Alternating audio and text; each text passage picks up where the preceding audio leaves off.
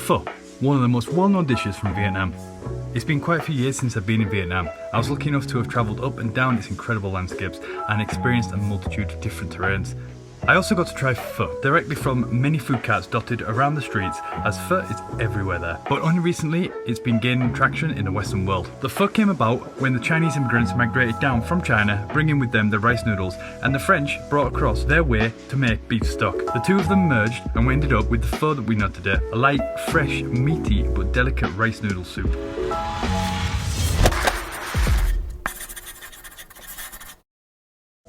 Okay, so the secret to a good pho is the beef stock.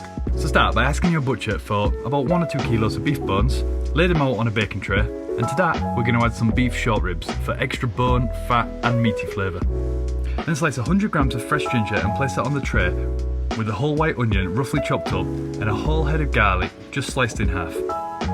Then just drizzle with a touch of oil and season with salt and pepper.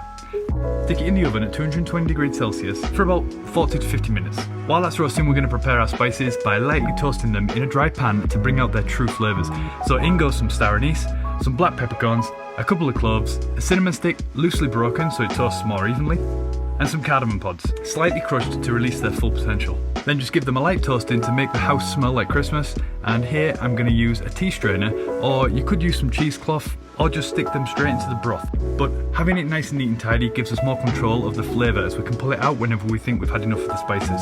I also added some cilantro stalks, as we're going to be using the leaves later, and cilantro is a very prominent herb in Vietnamese cooking. So place them all in a strainer, and it's time to check our bones.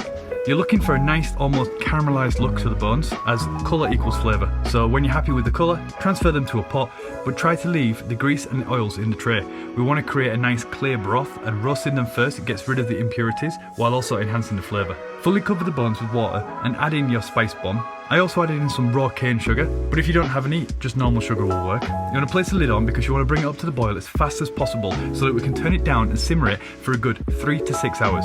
If you have the time, I would go for 6 hours, as this would give the extra time to extract all that flavour. Make sure you skim any extra impurities off that rise to the top, and check the taste as you go to see if you want to remove the spice bomb or not. It's all about personal preference. After your allotted time frame, remove the onions and short ribs, then strain out the rest. This is where we season with good quality fish sauce. You can tell it's the good stuff from the beautiful amber-like colour to it. So just drop a couple of dashes in. Again, make sure you taste it before you add in any of the soy sauce or extra salt or pepper that you may need.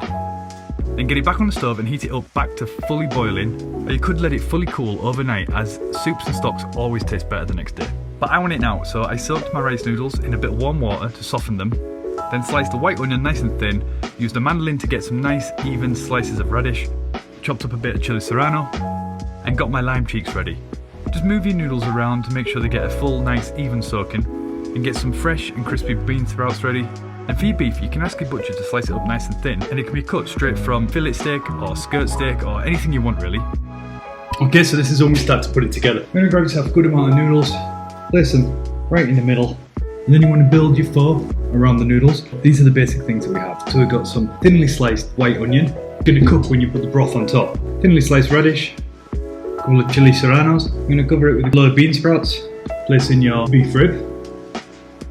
Lay over some thin strips of beef. Again, this will cook with really hot broth when you pour it over the top. I'm also going to add a couple of the roasted onions from the stock. These are beautifully juicy as well, so give you an extra texture of the raw onion and the cooked onion. Finish it off with a few sprigs of Thai basil and a little bit of coriander. Then bring over your broth.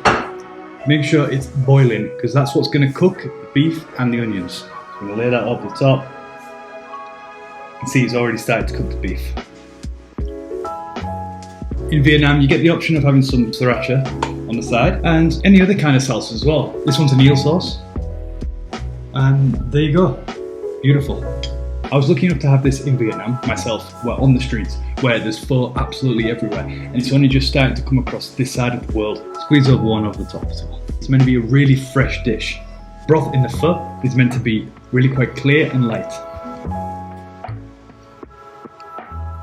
It's amazing. That lemon really finishes it off at the end. It's really good.